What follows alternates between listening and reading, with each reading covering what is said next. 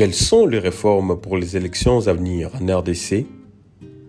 Justice et Paix, Congo, de la SENCO a diligenté une enquête d'opinion dans 22 communes et 89 quartiers de la ville de Kinshasa pour recueillir les avis et opinions de différentes couches de la population, hommes et femmes, en rapport avec les réformes électorales dans le cadre du projet Engagement civique et plaidoyer. L'enquête d'opinion a abordé les sujets ci-après: l'inéligibilité des candidats aux élections, la participation des candidats femmes et personnes vivant avec handicap, les cumuls des candidatures et le choix des membres de famille comme suppléants, le droit à un double recours pour le candidat lésé, l'utilisation de la machine à voter, la publication des résultats, les sources d'informations sur le processus électoral, la confiance au processus électoral. Voici ce que pensent les Quinoises et Quinoises.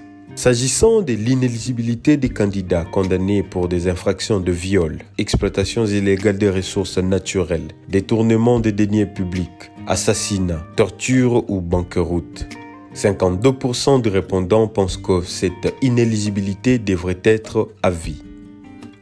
S'agissant de la participation des candidats femmes et personnes vivant avec handicap, 71,4% des candidats pensent que la loi doit obliger les partis ou regroupements politiques à inclure les femmes dans leur liste de candidats sous peine que la liste soit rejetée. Et 66,6% pensent également qu'au moins une personne vivant avec handicap doit figurer sur la liste. S'agissant du cumul des candidatures et le choix des membres de famille comme suppléants, 80,6% des répondants ne sont pas d'accord avec le cumul et pensent que cela doit cesser. Et 76,6% pensent également qu'un membre de famille ne peut être choisi comme suppléant. S'agissant du droit à un double recours, pour les candidats lésés, 56,4% des répondants pensent que les candidats lésés doivent bénéficier d'un recours. S'agissant de l'utilisation de la machine à voter, 75% des répondants sont pour l'utilisation de la machine à voter aux élections prochaines, compte tenu de sa rapidité lors du vote.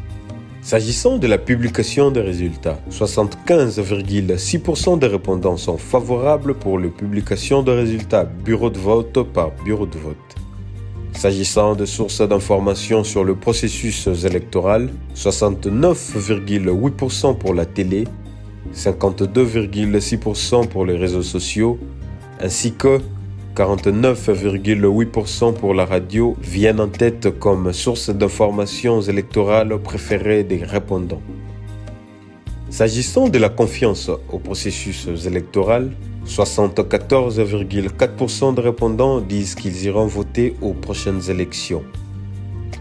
Les résultats de cette enquête démontrent que la population porte un grand intérêt sur les questions liées aux élections, notamment sur les questions majeures liées aux réformes électorales, afin que cela soit amélioré au processus à venir.